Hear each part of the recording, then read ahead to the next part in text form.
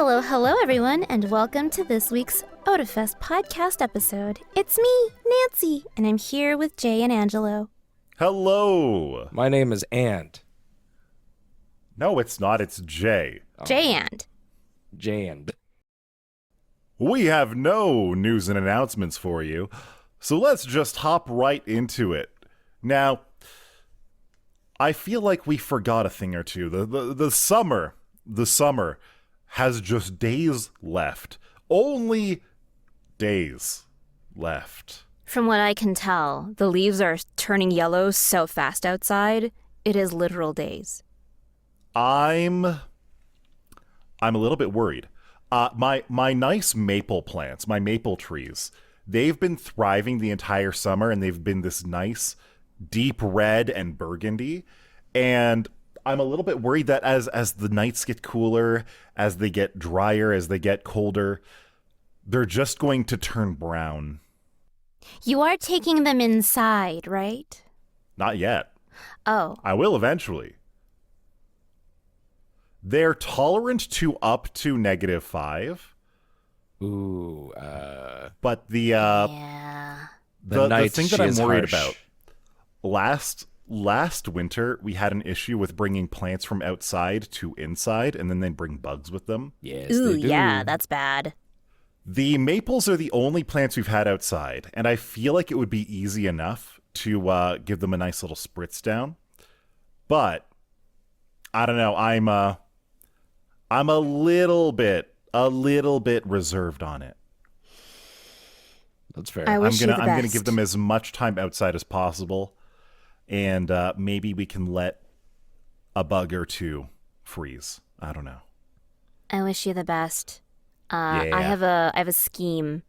I have several tomato plants outside right now, but I Oh, have yeah? little saplings that I've brought in from them, from trimmings I've taken off before when I was cleaning up some of the excess, as you're supposed to do with Oh. tomatoes. So evidently, with tomatoes, you are supposed to trim them fairly frequently. You want to remove excess leaves, excess flowers, so that the tomatoes you actually already have get most of the energy and nutrients. Excess branches Alright. too. Like they have something called suckers, which is like Yeah, the suckers are down at the bottom. no, they're actually. So if you have a branch, again, very good. We're such a good audio podcast for the visual portion that we always use. But on our Discord webcams, we're talking about you have like if you have a main branch, and then you have like main stem, and then you have essentially about a 90-degree branch going off to the left or right or whatever. If you have a little baby branch sticking up in between, that is called the sucker, and you need to Yes. Oh, snip that. really? You need And to you, snip yeah, it. you have to remove the suckers. So it's something I that you're didn't supposed to know do with that. raspberries too. Yes. But I- what you're doing is you're forcing the plant to control where it decides to send its energy and its production. So you have to do that with tomatoes, or else you end up with a ton of tomatoes, but they're all super tiny. Or you can end up with a fewer number of fruit, but they They're end up tasty. being bigger, juicier, more luscious. You know those things. So I kind of took a bunch of suckers off like a month ago, and for fun, I just tried to see if I could put them in a little emptied, cleaned out Yakult bottle, like little ones, and I just put them in with some water, and they have rooted, and they have been proliferating again very, Oh, very well, my. and all I have them in is my west-facing window. And so my plan now is to see if I can just get it to survive long enough over the winter that I can just plant them first thing in the spring, and then I won't have to go through the long, arduous process of getting seeds If you, to start growing and things. I understand where you're coming from, but I could also just help you out with that if you gave me seeds in like December or January. I mean, that's true too, but like I do that as already. Jay and Angelo know, Jay and Angelo know this about me. I hate being a burden on people. I hate asking for help. It's something I'm working on, but it is something I struggle with. So It's so hard sometimes just to ask someone. It's like, hey, what's your thoughts on this? Or hey, can you do X for me or Y for me? Whoa, I don't ask anyone to do X for me. But why? Well, I well, will. well, we have to have some type of red line. I would never ask for Z, for example. Whoa. Oh, That but is X too is far. okay? X is fine. X is fine. Y is questionable, but Z is too far. No, Y is fine too, but Z? No What way. about Z? No way. Would you ever ask a friend to do Z? Get across the border with that. Friends don't ask friends to do Z. In I feel like that this is... note, of talking about gardening bits, I Yeah. actually gave earlier this year, I should say, probably around March, maybe, I gave my cousin-in-law's husband, because he does most of like the gardening, a tomato shoot that I had grown from seed from a varietal that you can get at grocery stores, which is a very sweet one, and they managed to propagate it very well, and they got some good tomato results, and hoping to maybe replant some of those again, germinate them in time for early March, so they're going to be pretty ready for, let's say, June, Oh. nice and mature. So if you want to do the same, by all means, because they're so easy to propagate in the air gardens. So, and that's what I mostly use them for. Especially now, I do have a little, I have my own little garden plot that I need to develop for next year. I have a little, what do you call it? Like a greenhouse, but not a full-on greenhouse. It's like a temporary greenhouse or I think you would still just call that a greenhouse. Okay. Well, yeah, it's got a wire frame, it's got shelves, it's got a plastic covering. It'll keep in the heat and stuff. It's still a greenhouse. Yeah. Even if it's not glass, I think I'd classify that as a greenhouse. Fair. Exactly. But yeah, I have one of those now, so I will use that for next year to really get the gardening going outdoors. So That'd be great. yeah, if you Yeah, what- absolutely. What direction does your yard face? east, but I get a lot of south. Oh. I get a lot of south sun, so I don't get any. My yard does not get much in the way of evening sun, but it does get lots of daytime. So it's nice. Okay. All right. I can Interesting. grow your seeds for you. Yay. Yeah. Thank you. Thank you for volunteering. I'm not sure I ever would have asked you. It's just so easy to do. Like it's literally no problem. I just gotta water them, look after them. They grow. I have kept like green onions. Sometimes you'll buy them from the grocery store, and then after you do like the first cutting, then you might plop them down in water and like let them grow again. Yep. But they tend to be really weak stalks. Like they're clearly lacking in nutrients and they're clearly Nutrients, lacking in yeah. care. Yeah. I've kept 3 stalks alive for like 4 months. And How they are they are tasting by this point? they're but they are like strong, thick boys. They are So I see. we tried to do that once. Really? And we kept it in our little greenhouse sort of cabinet Yes. that we have. They were stinky. Ooh, yeah. They get really smelled rotten. really, really, really I bad. think They get really like rotten. they looked fine did you do it in water But or they- soil?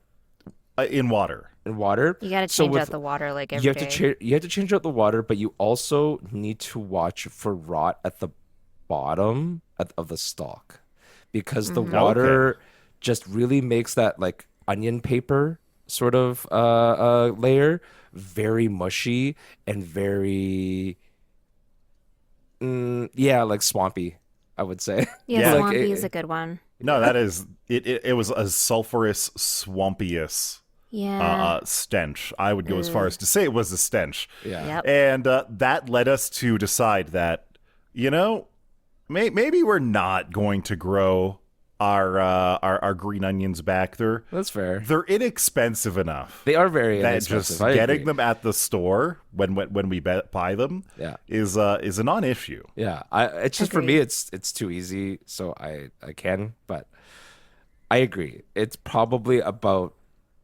there's no way I'm really saving any money not It's buying just the for fun. stocks. Yeah, it is mostly just Yeah, for it's fun. just for fun. But And honestly, doing things for fun is absolutely fine. That's good. exactly, that's what our hobbies are for. Until they stink up your living room.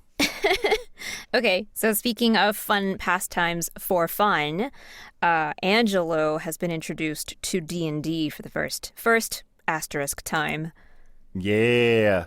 So, to explain the asterisk, before this recent campaign, which involves Nancy, Sean, Dio, our dungeon master Nikki, and myself, I have played exactly one session of D&D otherwise, borrowing a character sheet from someone who couldn't make it. Mm-hmm. So I would say that doesn't really count. Like, I didn't get any experience building the character. I didn't think about, like, alignment or character traits or skills or anything of that nature. Mm-hmm.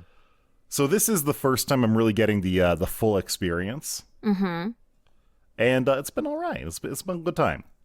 It's It been is really a nice entertaining. thing to hang out with friends and do.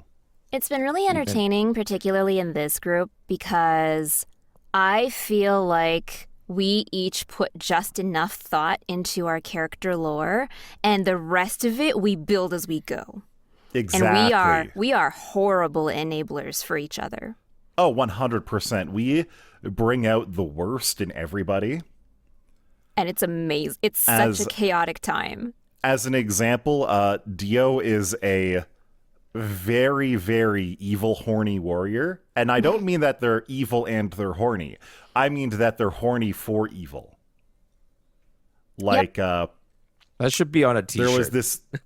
there was this one snake lady that we encountered. And the first thing that we tried to do was seduce the snake woman. Yep. And then after that didn't work, we stole her child. It was fantastic. And now we have a mostly evil little wormling captive. Exactly. My character specifically, I kind of styled them after a Shriner because I thought that'd be funny. I was just looking through the character creator, and one of the things that you can just start off with, one of the items that you can start off with is Mason's tools, right? Okay. And I was like, oh, Mason's tools? Like Freemasons. Yes. Like Shriners. The small branch of Freemasons that wear their fezzes and drive their tiny cars around. Yeah, how's that going for you? Oh, it's fantastic. I'm an angry dwarf who punches things. It's 10 out of 10. Yeah, your character has like slapped enemies multiple times. Oh yeah. Like that is I didn't really expect it to become this way. But as a warrior of the open hand, open hand or unarmed hand, I can't remember what it was. Just by virtue of the interactions we have, I frequently enter combat wanting to slap a bitch. Yep. Yeah. But you're already very angry. Yeah. Which 100%. probably contributes to that. It is absolutely a fun time. Yeah. And along with Dio's warrior Wolfram, we have Nancy's Lilgoria, who is the manager of the bard Zhao. Yep. So And Zhao is a complete himbo. Zhao is a giant himbo who believes in the power of rock solving all problems.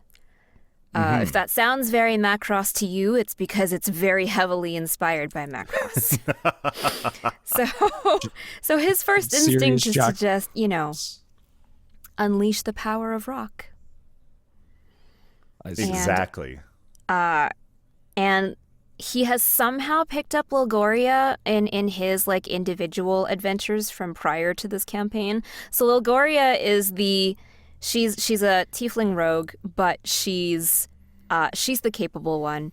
She's also the incredibly flexible one because without knowing that Wolfram has a supreme fanboyism for evil things, she would never have tried to adopt a wormling.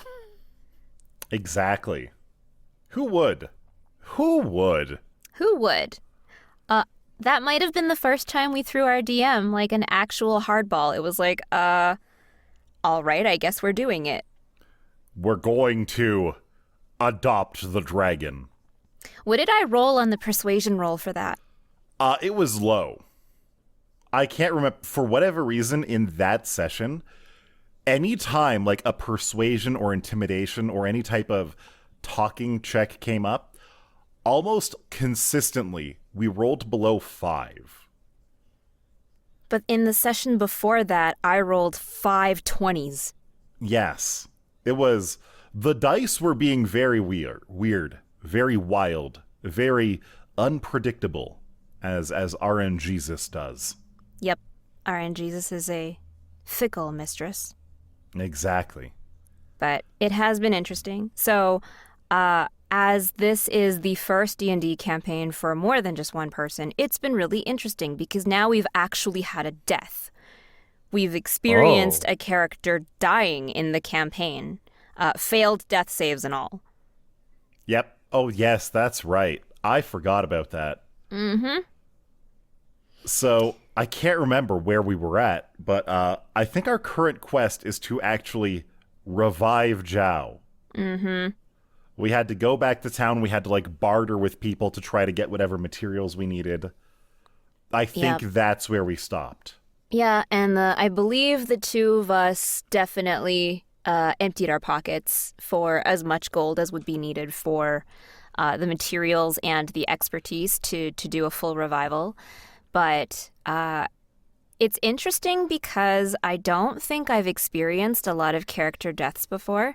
In all of the D&D campaigns I've ever been in, and I haven't been in that many, to be totally fair. I'm not like a seasoned expert or anything.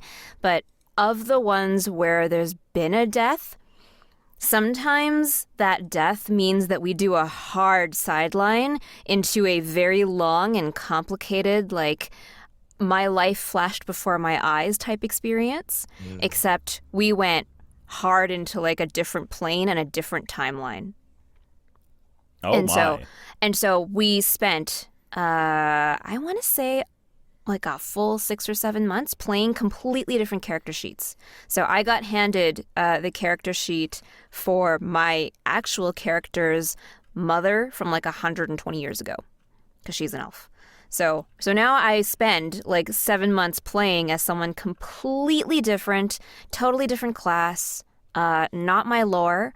And that was a really interesting way to experience someone else's near-death experience. So that's happened. But with Sean's character failing all of his death saves, our DM kind of gave him a choice. You can come back in a variety of ways. You can have an extra feat, but you have to also have it balanced out with a negative feat.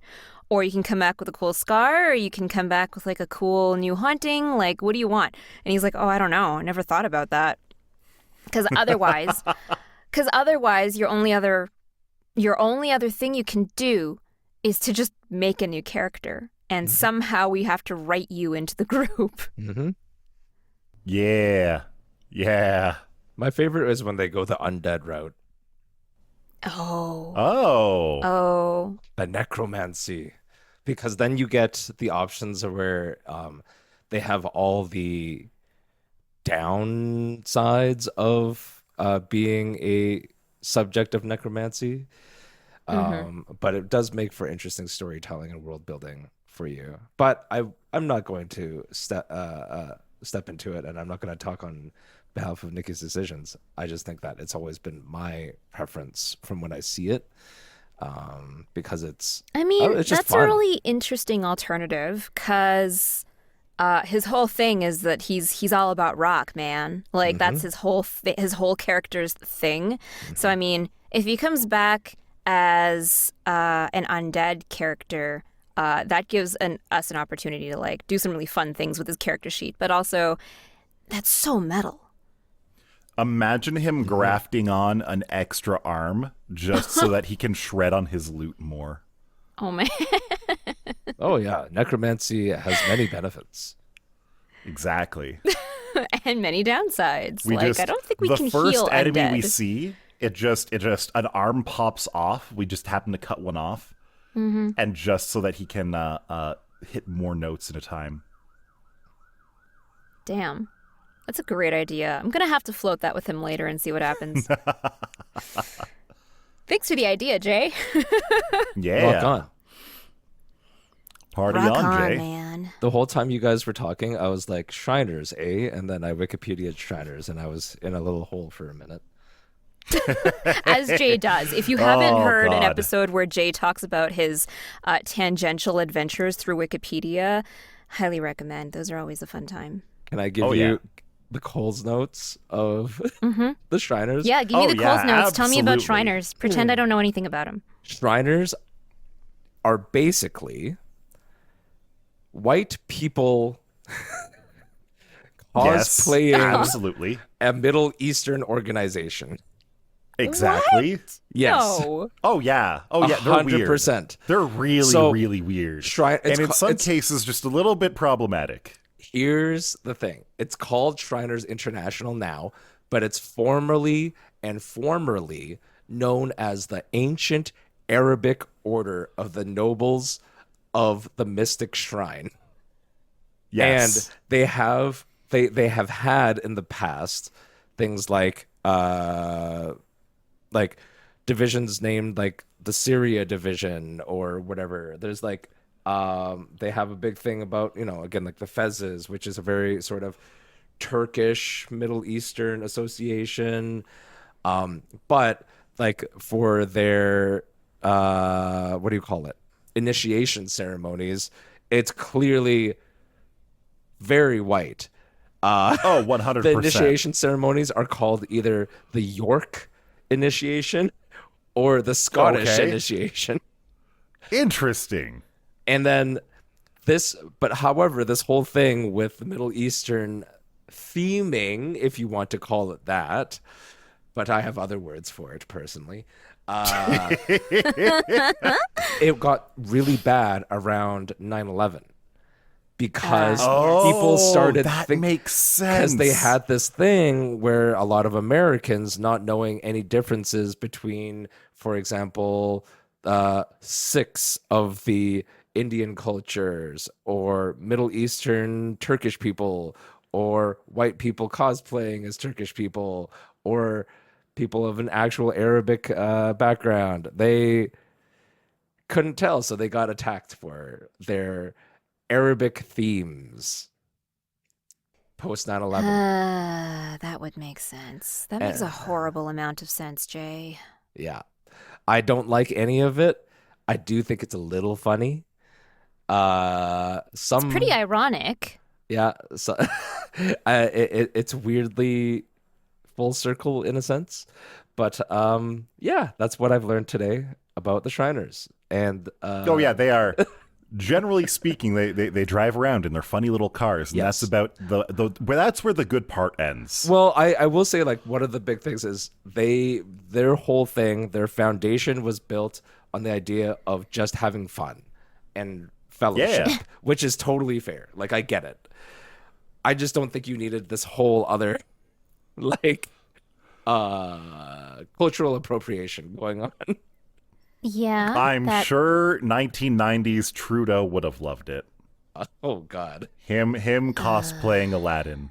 it's true. I mean, I get it. Aladdin was a fun part of my growing up, but It's true. that is wild. That is wild, truly. Truly wild. Anyways, that's what I've learned. Anyways. That's what I've shared. Okay, Yeah. but in a really excellent piece of pop media that is not culturally appropriative, but has actually been pretty well culturally received. K-pop Demon Hunters happened this summer, which was pretty cool. Yes, we touched It on it very is- briefly. Yeah. Incredible how much the music from K-pop Demon Hunters has spread. Yep. Like, wasn't it on the like top 100s chart for like a month straight? Something I crazy wouldn't like be that. surprised. I wouldn't be surprised. It is like catchy. It's It very is. catchy. It just sort of pops up from nowhere sometimes in my brain. Like it's very earworm. It's very catchy. Like I think Golden is the song that everybody likes to sing, and even that one pops into my head every now and then. And you haven't even seen it yet? I haven't even watched the movie. No. Golden's Okay. pretty Well, good. anyway, I think the the offer first song to is watch it better. stands. Yeah. Yes, that's right. Angela hasn't watched it. Nancy and I have both watched it once prior. Yep. Mm-hmm. And yeah, like it's a fun film. They were quite careful in selecting the talent that they wanted to represent it, and to star and be cast in it. Like they were very deliberate about a lot of that, and it's been pretty well received. I have heard some people tell me that it sounds more K-pop than K-pop actually sounds, which is probably that probably means the music was very well distilled in terms of styling and production. I mean, they also yeah. get the opportunity of it's an animated show, so they can exaggerate in certain ways that like K-pop reality cannot, even though they themselves are in like all essentially a bubble separate from reality. In terms of like production and everything like that, like they get to nail every dance move. They get to self-reference. Twice, who is a contributing K-pop girl group for the music uh, in K-pop Demon Hunters, they self-reference themselves, and I think that like some in music, yes, sometimes groups will or musicians will call each other out in someone like either it's a shout out or it's a diss track or whatever, but I think it's really funny that they get like you couldn't really do that. I think in the actual K-pop industry it would be very like It would catty seem like bad behavior. manners. Yes, it would be BMs for sure, but in the movie it's easy. It's you know, it's anything goes, and they can distill the purest essence of K-pop and the culture behind it. That's great. Yeah, I love that. yeah. Yeah, Um, it's interesting, but yeah, we should definitely just have a bit of a movie night sometime, Yeah. and then you can be in on all of the weird memes that have popped up around it. Mm-hmm. Oh yeah. Another pop culture phenomenon, I would go as far as to say that. Not just a gotcha game phenomenon, not just an anime phenomenon, an absolute pop culture phenomenon. Uma Musume happened, and everybody loved that. Like Myself I included. I am not actively playing the game, but I see so many people in the Discord servers that I frequent. I see so many people playing it, talking about their accomplishments. The odd Japanese horse racing historian will pop up and talk about how historically accurate a lot of the design elements, the storytelling elements are. Like, in this particular race, this horse definitely did one of these tricks. And Yeah. like, you know, they pop up out of nowhere and they'll just be like, and I discovered that, you know, they had all these specific outfit design elements to all of the girls. And it's just like, oh my God, so much thought went into this. It is incredible. So, I know that I watched the first season. I believe you kept up with the anime, didn't you, Nancy? At least the first 2 seasons, I think you said you were watching. And I recently also picked up Cinderella Grey after enjoying the game a lot, and it's Oh yeah. absolutely great. The wonderful anime. I put, within the first 3 weeks of the game existing, I put 145 hours into it. What? into a gotcha game. Into a gotcha game. What? Jesus Okay, Christ, dude. hang on. That is 50 hours a week. Yeah.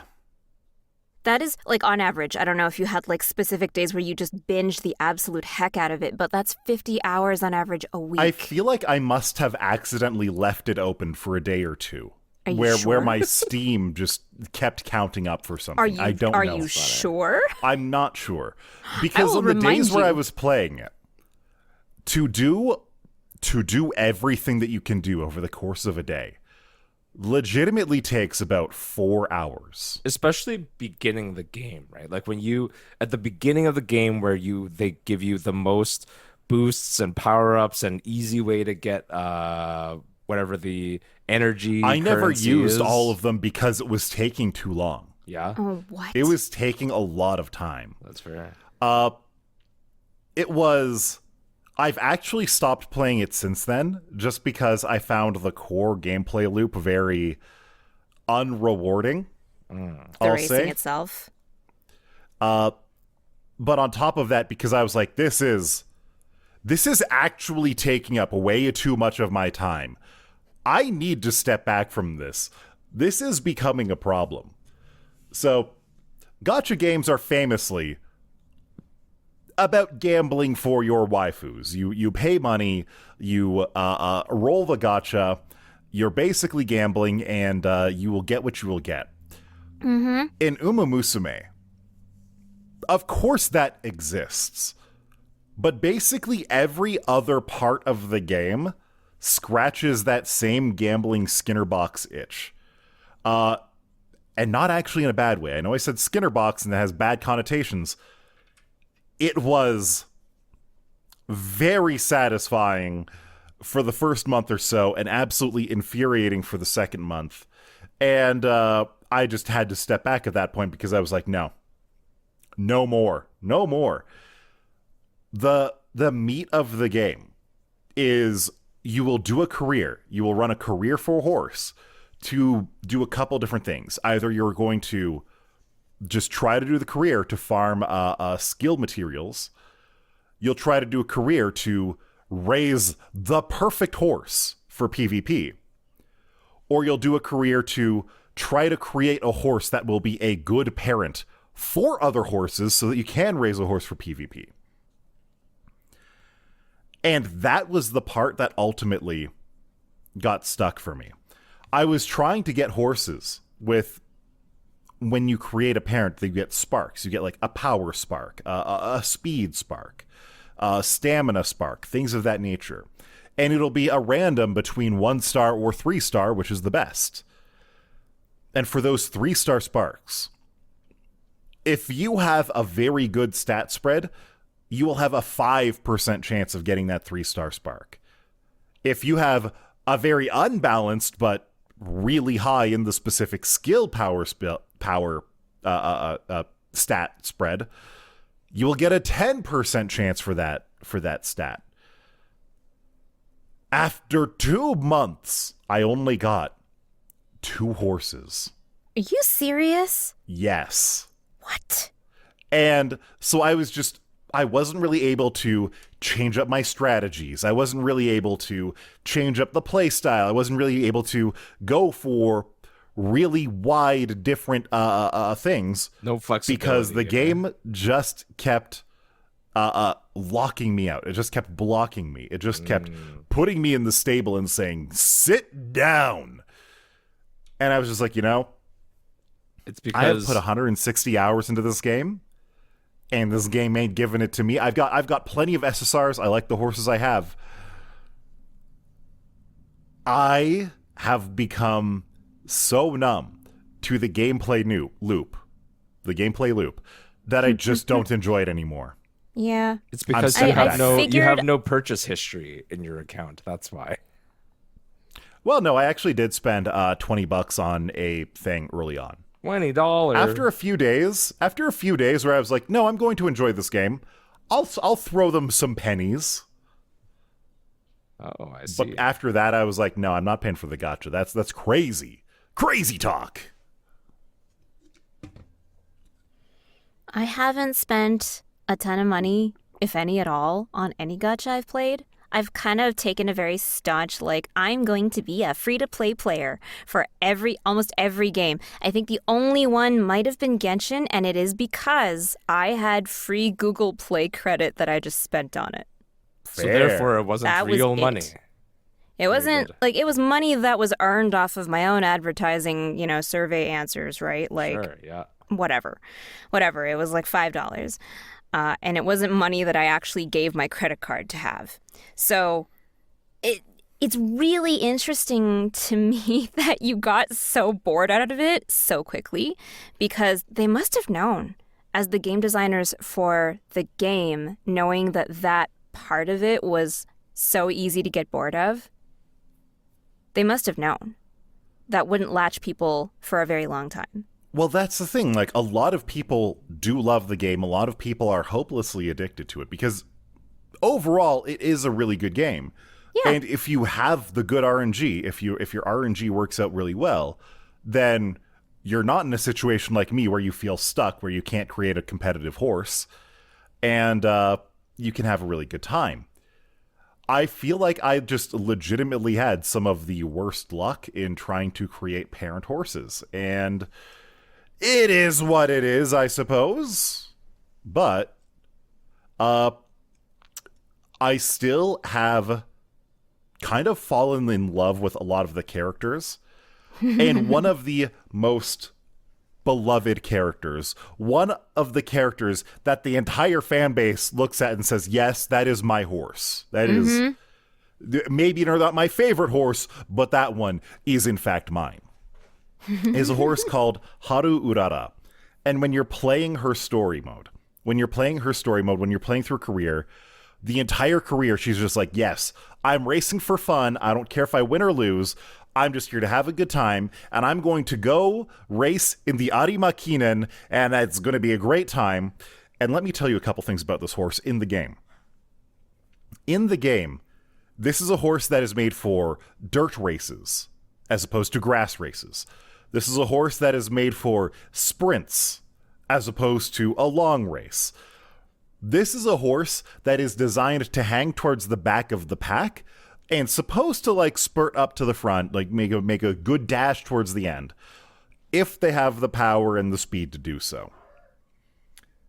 The Arimakinen, the race that they want to enter, because it's a very prestigious race. In real life, it is an invite-only race. You as a jockey and a horse have to be invited to race in the Arimakinen.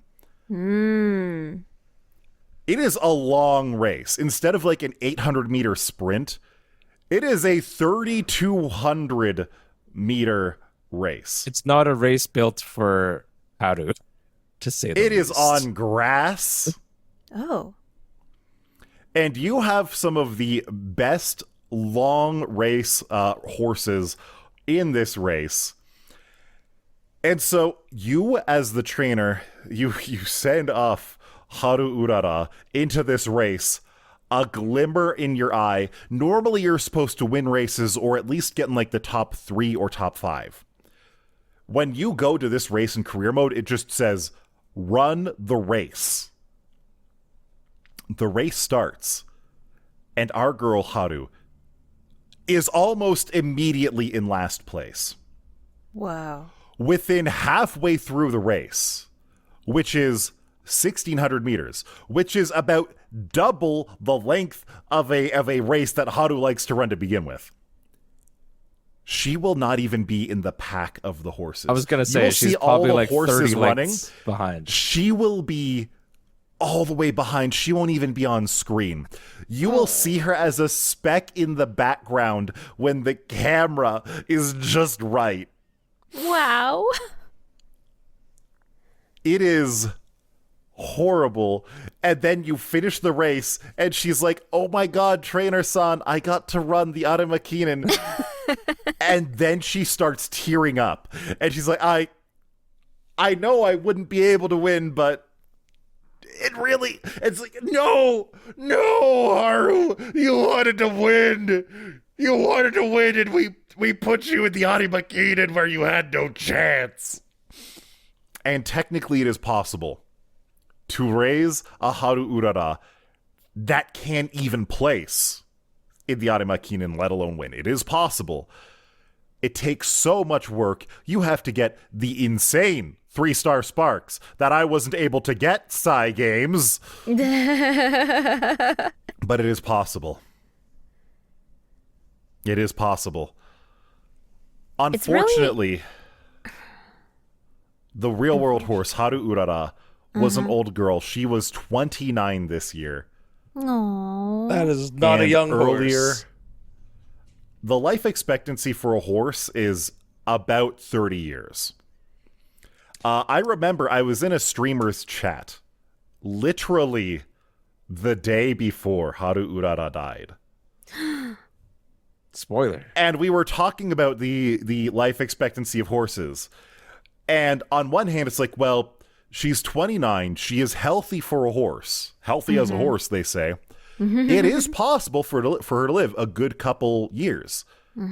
At the same time, literally any day, I said this literally in their chat. I was like, at the same time, literally any day now, the internet could just end up sobbing.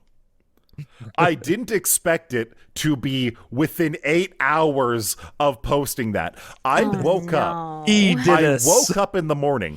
I was taking a dump and I was scrolling TikTok as one does. Oh my god. When one of the TikToks said, yeah, Haru Urara died, and I was like, this is a joke. I'm scrolling past. I refuse to believe this. And I can't even remember what the second TikTok was, but I was just like, it's not possible. It's not possible that the shining star of losers everywhere. I go to Google, and it is confirmed. Oh, this man willed Haru to death. But he spoke it into existence. This man spoke something sad into existence and had to suffer the consequences while at his most vulnerable. I refuse to take any responsibility for this. But yeah, the shining star. The shining star of losers everywhere, Haru Urara, unfortunately passed on. I read that she had something like 120 race losing streak. That is correct. Wow. Yes. She never won a race until she was already retired. Yes. No way. Yes. There was a race for old horses, a for fun race for retired racehorses. That is the only race she ever won. Oh. Yeah. That is why she had that persona in the game of the loser who's there for fun. It is to the point where people would go and bet on Haru explicitly because she was going to lose the race. Because apparently a ticket on a losing horse is a good luck charm. No way. Yes. It's like, well, all my bad luck went to the races. So clearly, I'm going to have good luck from here. You've just reminded me of my first encounter with horse racing culture in Japan. So, horse racing culture almost stacks up to the same level of fanaticism as, like, baseball. Yeah. But to a certain extent, yes. Is not nearly as spoken about, and it's not nearly as, I want to say, celebrated in the circles that I generally run in, up until Uma Musume became a thing. Like, when this game came out, everyone came out of the woodwork to talk about how much the history was accurate, and, like, how the girl design is, like, very, very much based on all these horses that are real horses, and all of this. But when I first experienced like this low-key horse racing subculture, it was the year that Dio, Angelo, and Sean and I just happened to end up in Japan at the same time. Oh, we accidentally so it wasn't that long ago. No, it wasn't. So we happened to accidentally stumble across the Temple for the God of Peace, and at night they told us, oh yes, come back in a few hours. At night we're going to have a light festival. And I was like, sure, yeah, like we're probably just gonna walk around anyway, and we'll still be in the area. So we walk around we go for the best meal we have ever had that was entirely made up of tempura. And then we came back, and the light festival was happening. And the whole temple was lit up with projectors in a way that really was reminiscent of like the god of RGB instead of the god of peace. And That's then wonderful. and then it would loop into this beautiful animation where a horse runs across the roof of this temple. And I was really confused because the rest of the time we were there, the animations that came up on the temple were like, sakura and like other symbols of harvest because we were there in the fall. We were there right around the harvest festival. So harvest, that makes a ton of sense. And then a random horse race would just happen to animate across the roof. And then later I found out that this was a sponsored light festival by the local horse racing association. And I was like, that's awesome. That's interesting. And that was when I was first exposed to the fact that horse racing is a big deal. Capital B, capital D. Big deal in Japan. It's a big but deal. Up until then, it wasn't really all that loudly, Yeah. blasted into the universe, Like, up until then, for me, it wasn't something that made itself very known. And then I found out about it. And then, 2 years later, Uma Musume becomes a thing. It's very much not talked about because it's sort of in the same vein as a pachinko parlor. That's why. It's true. Like, for anyone who doesn't know, for some reason, Japan frowns upon gambling. Does gambling exist in Japan? Hell yeah, it does. Of course. But they absolutely it does. But they justify it in different ways. Like in pachinko, you play your games, and then with the tokens that you receive, you redeem them in another building. So it couldn't possibly be associated with gambling in the place you played the games at. God, I can't count. I legitimately cannot count the amount of times I saw like Asuka or Kamina from Gurren Lagann or some other like obscure but beloved anime character explicitly to me on like a building or something, and I would get closer to being like, what the hell's going on over there? Why do they have the entire cast of Girls in Panzer on the side of this building? And I would walk up and I would see it's fucking pachinko. It's pachinko. Pachinko machines are some of the most branded gaming machines out there. Even more so than arcade machines in some way. Yeah, even more so than going to a Square Enix cafe. Yeah. Like, it's insane. Like, the company, Konami, stopped making video games for a while. I don't know if they still do, if they've still stopped making video games, because they just wanted to take all of their IPs and just go all in on making pachinko machines out of all of them. Yep. It's true. And again, it's just one of these things, right? And horse racing is a big gambling driver in the Japanese economy, and they do have a problem there. The same addiction issues that you would face. It's kind of sad, but at least it made a good gacha game where people definitely don't gamble there. Oh yeah. Oh yeah.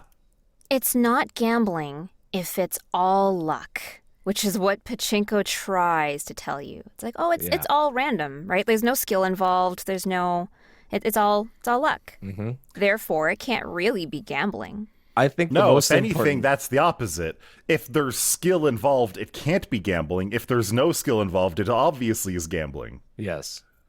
I think most importantly is that there's now definitively a chapter in Angelo's life that one could term where he's not a horse girl. He's a horse girl. Exactly. I'm a horse girl. Yes. There was actually a horse girl chapter of my life. I used to do horse riding back when I lived out east. Neat. Wow. I learned something new about you today. The thing is, it was equestrian horse riding. Oh, sure, buddy. Yeah. Justify it. You tell people out here in Alberta that, oh, yes, I did equestrian horse ride. You know the kind of face you're going to get. They're like, equestrian. It's too many syllables for horses. Look, if anything, that really explains Angelo's build, because have you seen his thighs? I mean, I have them. His webcam only shows his upper half. Okay. Yeah. I'm just gonna say, it explains a lot. Ah. I think that's about all we have time for today. But it's been fun to spend another week with you guys. And another fun week with you, dear listener. It's good to be back. Catch you on the next one. Bye-bye. Bye-bye.